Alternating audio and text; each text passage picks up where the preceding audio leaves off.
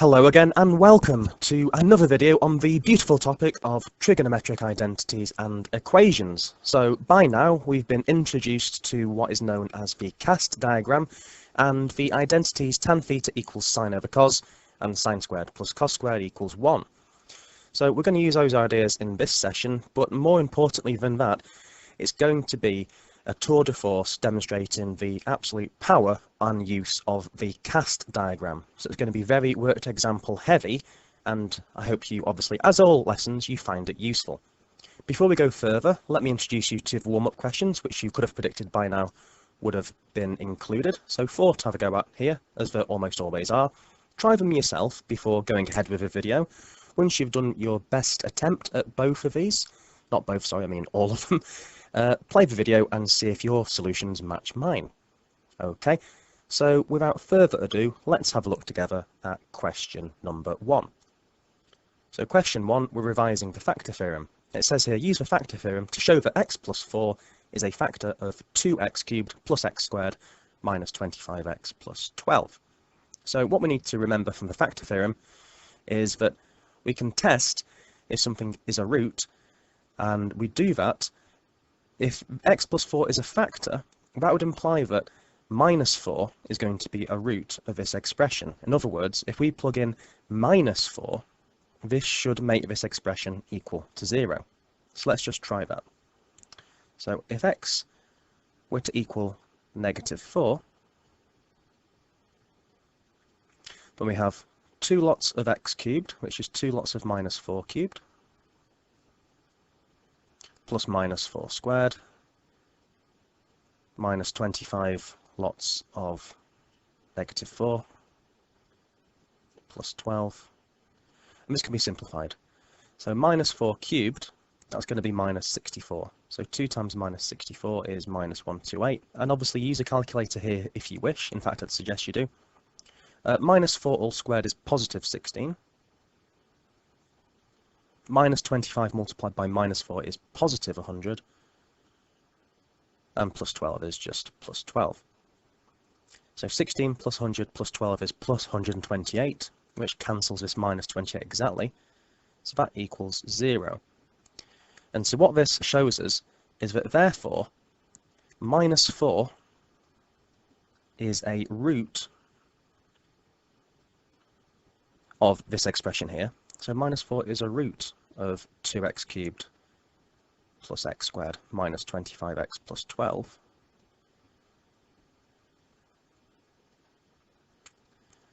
And so by the factor theorem, that means that x positive 4, basically x and this sign switched, it implies that this must be a factor of the above expression. And that's all the factor theorem ever was, but it's an important result which is worth recapping, hence me including it in this warm-up. But essentially that's it for warm-up question 1, so we can now move on to warm-up question 2. So from the answer to question 1, we can now factorise the expression 2x cubed plus x squared minus 25x plus 12 completely. Now this here is revising polynomial division. So the idea from before is, if we know a factor of this expression, it means we can divide this expression by the factor without any remainder. So what we can do here, because we know that x plus 4 is a factor, we can divide all of this by x plus 4 using polynomial division. So hopefully you've not forgotten all about polynomial division. If you are a bit rusty, then this talk through should hopefully be some use to you. Okay, so first of all what we do is we divide the highest power here of x by the highest power of this expression only. So 2x cubed divided by x is going to give us 2x squared. We write this above like so. We then multiply what we just wrote by what we're dividing it by. So we do 2x squared multiplied by x plus 4, and write the answer underneath here, being careful to line it up properly. So 2x squared multiplied by x is 2x cubed, 2x squared multiplied by 4 gives us 8x squared. Next we subtract. So 2x cubed minus 2x cubed, that cancels. X squared minus 8x squared, that gives us minus 7x squared.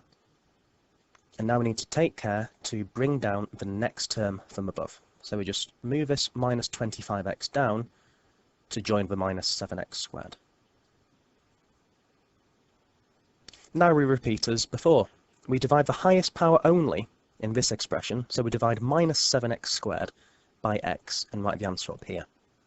So minus 7x squared divided by x gives us minus 7x. Next we multiply this by the x plus 4. So minus 7x multiplied by x, that's going to give us minus 7x squared.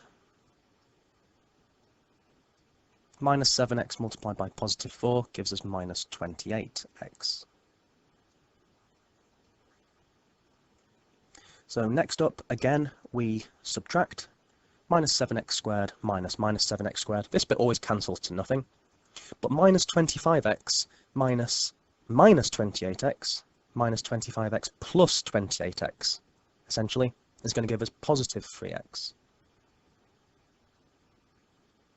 And then, once again, we bring down the next term from above. So I bring down this plus 12 to join below. Then we go again one final time. So we divide 3x by this x here. So 3x divided by x just gives us positive 3. Then we multiply positive 3 by x plus 4. 3 multiplied by x plus 4 gives us 3x plus 12. And then the final step, when we subtract, you'll see, as you'd predict, there's no remainder at all, and there's no more terms to bring down, and so we're done. And so what this shows and tells us is that 2x cubed plus x squared minus 25x plus 12 that equals x plus 4 multiplied by this quotient. So it's x plus 4 multiplied by 2x squared minus 7x plus 3. So that's this above expression factorised. But the clue here is it says to factorise it completely. So what we need to do here is actually to have a look at this expression here and realise that we could factorise this expression in blue one step further. And so if you were to do this yourselves, I'm not going to do it here, but I'll give you a few hints. If we've got a 2x squared, that can only be made by taking a 2x and multiplying it by another x. We need a positive 3, but this needs to be a minus 7.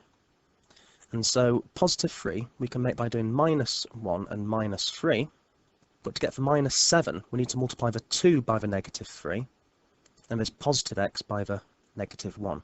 So that's how you set out the brackets, and that is the final answer fully factorised. Question 3. Fairly straightforward as long as you remember the identity from last lesson. So we need to prove the identity that 1 minus cos squared over cos squared is equivalent to tan squared, showing all steps in your working, but there's not too many steps to actually show here. So what we're going to do is start with the left-hand side and change it step by step so it matches the right-hand side. So what we need to remember from last lesson is this important identity that sine squared theta plus cos squared theta is always 1. And from that, if we were to rearrange to make sine squared theta the subject, we would see that sine squared theta is 1 minus cos squared theta.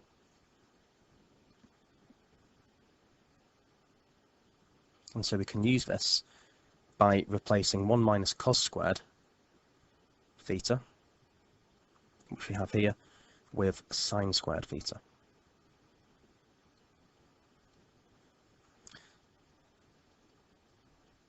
So we have sine squared theta over cos squared theta. Again, you don't need to colour code it in your steps. I'm just doing it so you can hopefully see where my substitutions are coming from. Now, from the previous lesson, you also need to remember that tan theta is defined as sine over cos.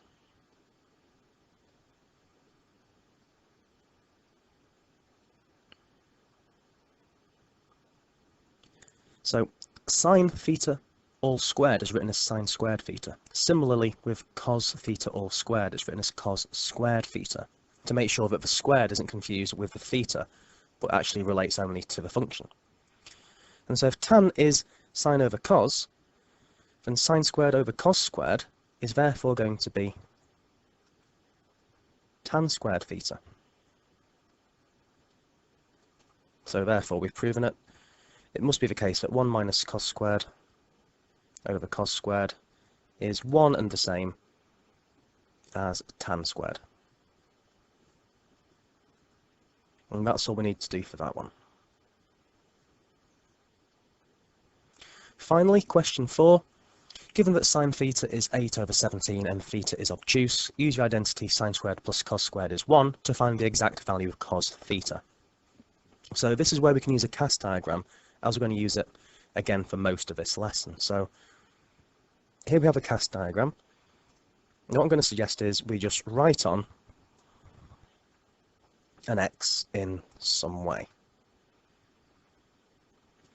Just to recap from before, C means cos only is positive in this quadrant, all sin, cos and tan are positive in this quadrant, only sine is positive in this quadrant, and only tan is positive in this quadrant. Now we're told this angle theta, and remember we measure theta anti-clockwise from the positive x-axis, we're told theta is obtuse. So theta is between 90 and 180. So in other words, theta is going to be in the S quadrant.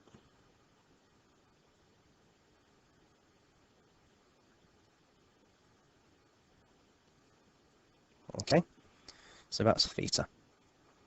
But we need to use this identity to find the value of cos theta. And so if we start with sine squared plus cos squared equals 1, we can see that cos theta must be, depending on the scenario, either positive or negative the square root of 1 minus sine squared theta. But luckily for us, we know what sine theta is. And so sine theta is 8 over 17. And so we can sub this in for sine theta here. So 1 minus sine squared theta means 1 minus 8 over 17 squared.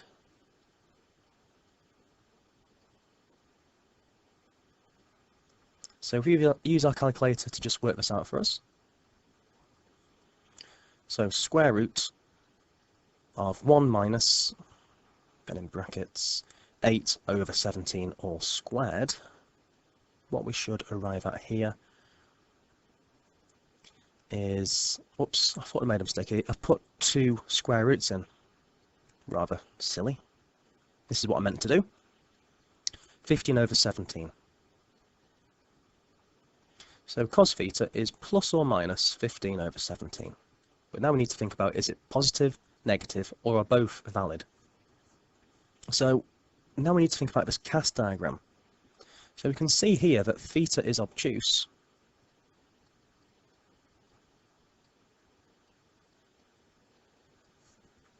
So in other words, it's in the S quadrant.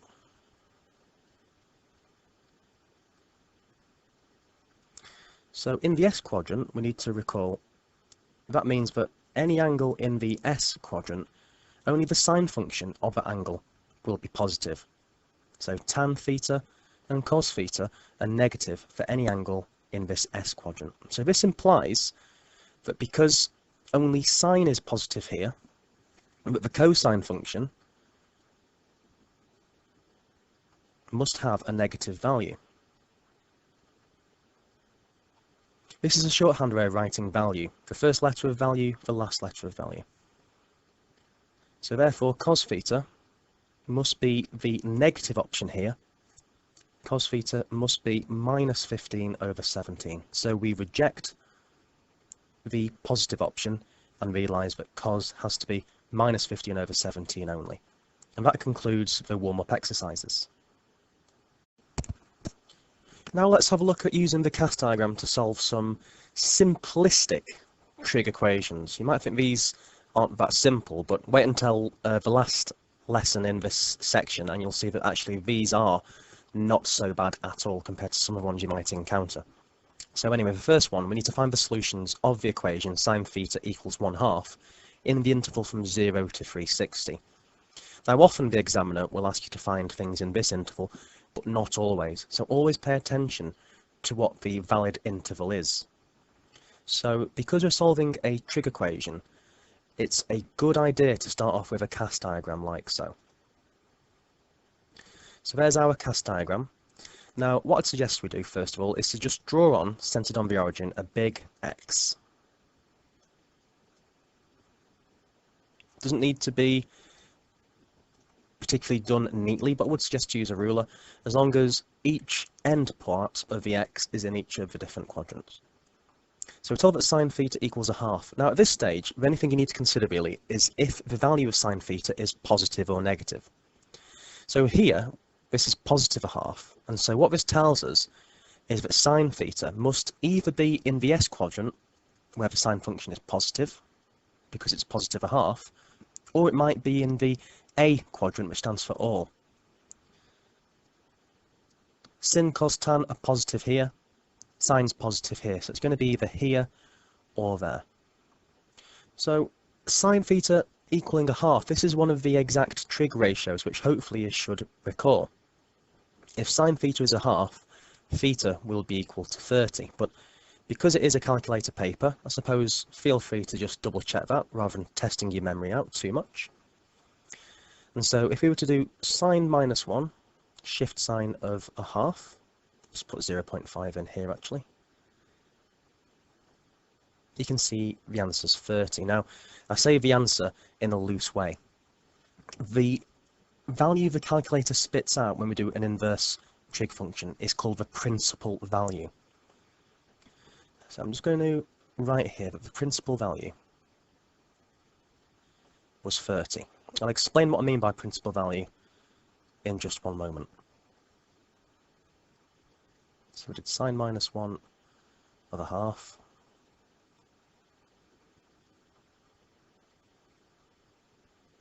And got 30 degrees. Okay, the principal value is essentially whatever your calculator spits out. Sometimes a principal value won't be valid at all.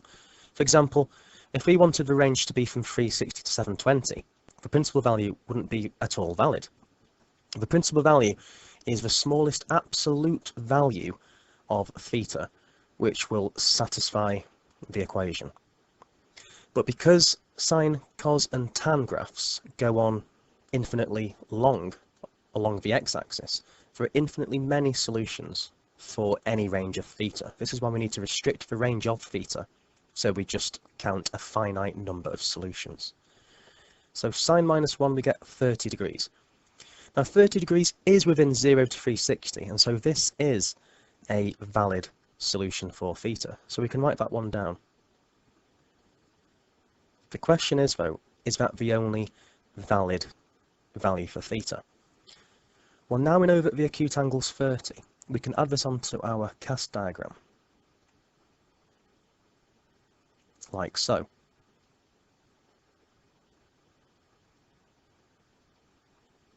So 30 degrees relates to this one here.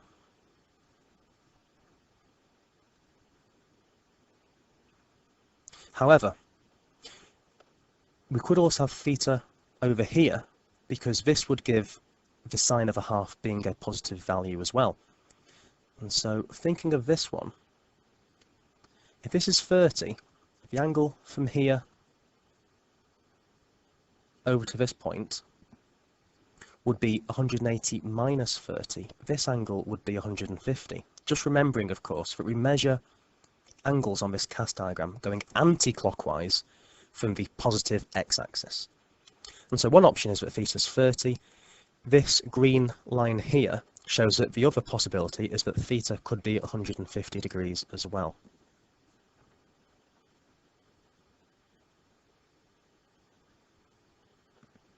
Anything else in this range would give us negative values of sine until we go full circle, but then once we go full circle we've gone beyond 360, and so it would be outside of our range. So there's only two values we need to consider in our range, which are 30 and 150. And always check your calculator just to make sure that you've got them correct. Question 2. Again, we're solving a trig equation here. So for the interval from 0 to 360 inclusive, we must solve 5 sine x equals minus 2. So again, just have a cast diagram ready. Here's one I did earlier. So first thing to mention is that this can be simplified slightly. So we have 5 sine x equals minus 2. We need to divide through by 5 to obtain sine x equals negative 2/5. We're now in a position to find the principal value of x.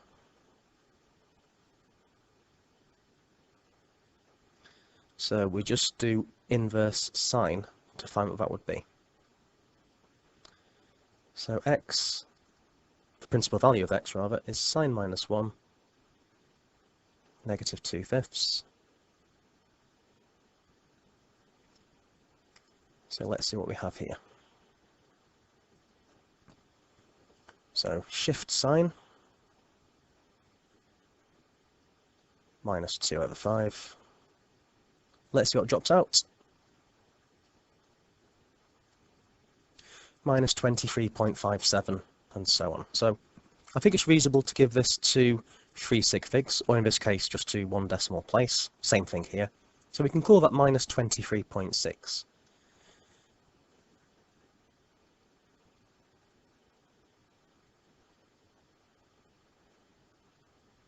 Now this is an example where the principal value is not valid, because minus 23.6 isn't in this range. So using the cast diagram here, just do the same thing with the x. We've got an angle which is negative. Remember, positive angles are measured anti-clockwise from the positive x-axis, going this way round. Negative angles are measured clockwise. And so this value of x relates to an angle starting from here, measured clockwise downwards. That's minus 23.6 degrees. And so the absolute size of all these acute angles measured between these lines and the x-axis must have an absolute size of 23.6. So we can label these on like so.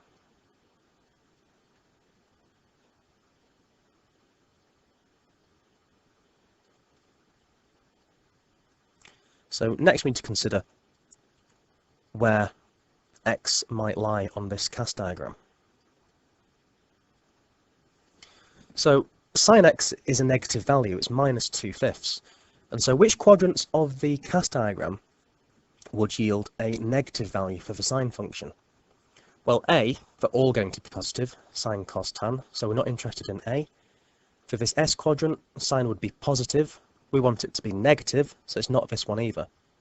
In the T quadrant, only tan is positive, therefore sine and cos would be negative. So we're interested in this area here, and here only cos is positive, so sine would be negative here, which is what it needs to be, and so indeed it could be down here too. The only trouble is, this minus 23.6 angle isn't valid. We want it to be a positive angle. So bear in mind, we measure angles going anti-clockwise from the x-axis. And so the first option we could have is 90, 180, 180 plus 23.6. So it could be this option here, or it could be we go almost full circle,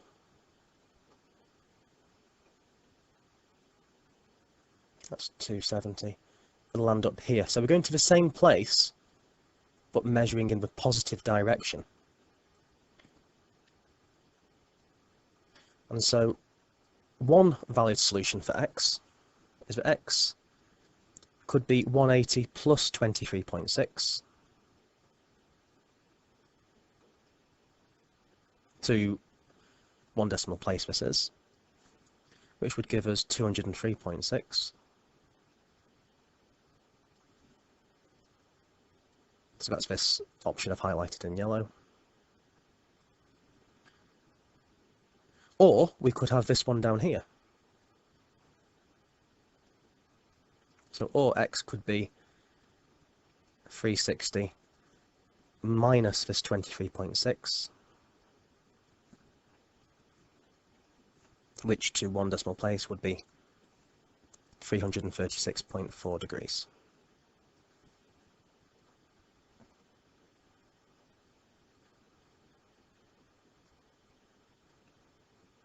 So we can just conclude by writing both options down. So therefore x equals 203.6, that's the first possibility. The second option is that it's 336.4 degrees. And those are the only two possibilities in this range from 0 to 360. Question 3 is one of these weird ones where a question's been done for you, you need to critique it and point out where it's gone wrong. So a question in an exam reads, solve in the interval from 0 to 360, cos x equals root 3 over 2. So some made-up student here writes down the following working, seems reasonable to me, then they write down that x equals 30, or x is 180 minus 30, which is 150. Part A, identify the error made by the student. Part B, write down the correct answer. Generally speaking for these questions, I would suggest to do the correct answer first and foremost, and then just see where your correct one differs to the incorrect one. But it makes part A easier. So I would suggest to do this back to front and just work it out correctly yourself, first of all. So still this is solving a trig equation, so we need one of these here. We need to have our cast diagram up and ready. So I'm going to draw on, yet again, the x centered on the origin. So now have a look at this cosine function. We want here cosine to be root 3 over 2. So cosine is positive. So we're wanting it in this quadrant where cosine is positive, or it might be in this quadrant here. So again, this is an exact trig ratio, but again, feel free to use your calculator. We can work out the principal value of x by doing shift cosine root 3 over 2.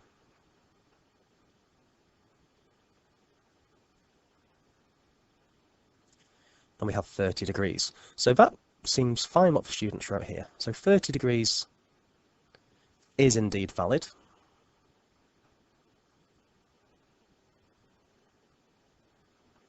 So all of these acute angles made with the x-axis are going to be 30 degrees. So we do cos minus 1 root 3 over 2, which is 30 degrees. So the first thing, the student seems to be right so far. So x equals 30 degrees, no difference there. Or we could have it where x is this value down here. And so we need it in this range, so x between 0 and 360. So we can't measure negative down. We need to go all the way around until we get to here, which is where we want to be. So 90, 180, 270, nearly a full circle, but we're just missing out this last 30 degrees. So in other words, the other value of x is almost a full circle, but without this missing 30 degree piece at the end.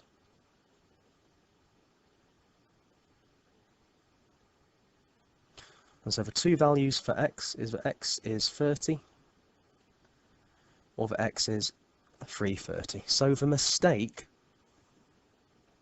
is now self-evident. Rather than being 180 degrees, the student should have wrote 360. And so that's made part A much easier. So rather than doing it in the order the examiner suggests, sometimes actually it's worth doing it correctly, and then just comparing yours against theirs. And so for part A, what I'd be suggesting is just something along the lines of this to write down. So basically the student should have written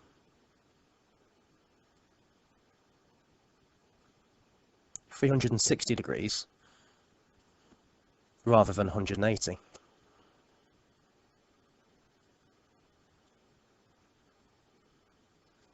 So in other words,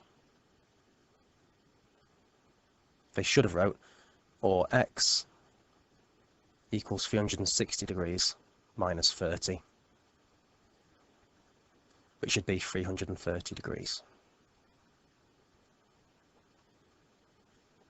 That's what they should have wrote.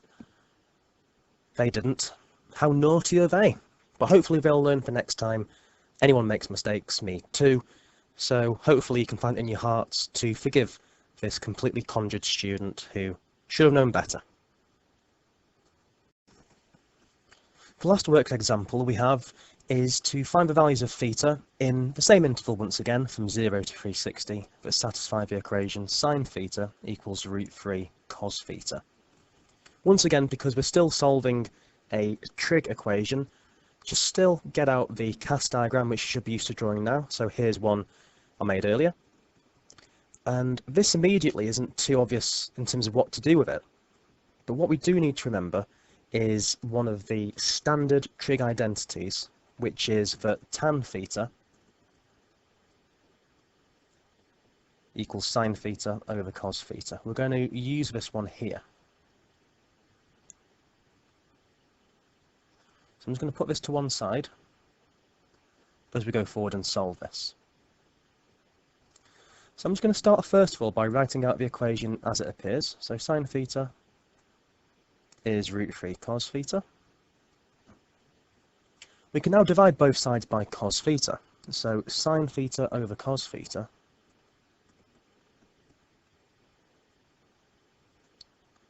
equals root 3. And now we should spot that because we've got sine theta over cos theta, we can say that's the same as tan theta. So in other words, we're wanting to solve tan theta equals root 3.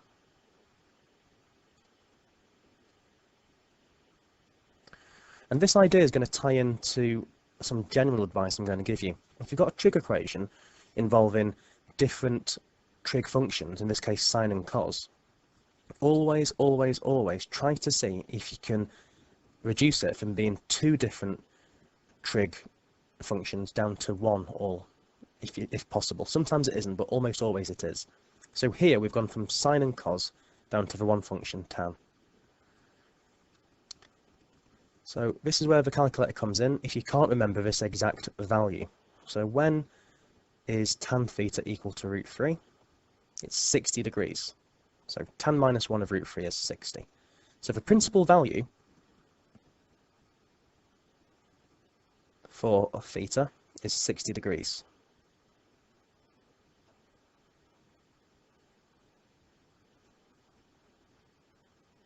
Tan minus 1 root 3 is 60. But the point is, that's not going to be the only possibility. So again, using the cast diagram, do a big fat X on here, centered on the origin. So we now need to consider in which quadrants theta might be in. So tan theta is positive root 3.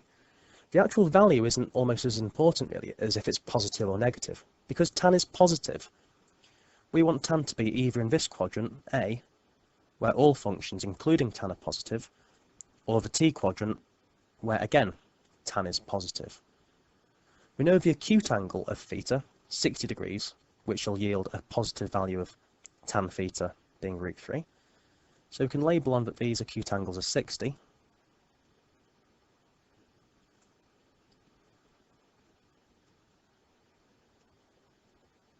So we're interested in this one here, which is when theta's 60. Or we could have this one down here, where theta is 90, 180, 180 plus 60, which is 240. So therefore, theta is going to be 60 degrees. Or we could have it where theta is 180 plus 60. In other words, 240 degrees. Those are the two values of theta that would solve this equation. So 60 degrees and 240. And that's it from me really. It's now down to you to try some of these types of questions yourselves. So on that note, if you can go to page 216 in your blue algebra books, exercise 10D, questions 3 through to 6, then the examination type questions, which are very useful to do, examination question 7, examination question 9, and examination question 11. So work through all of those and seek me out if you're struggling in any way, shape or form. So keep working hard, keep up with the work, and please do be in touch soon if you need to see me. Thanks for listening again, and bye for now.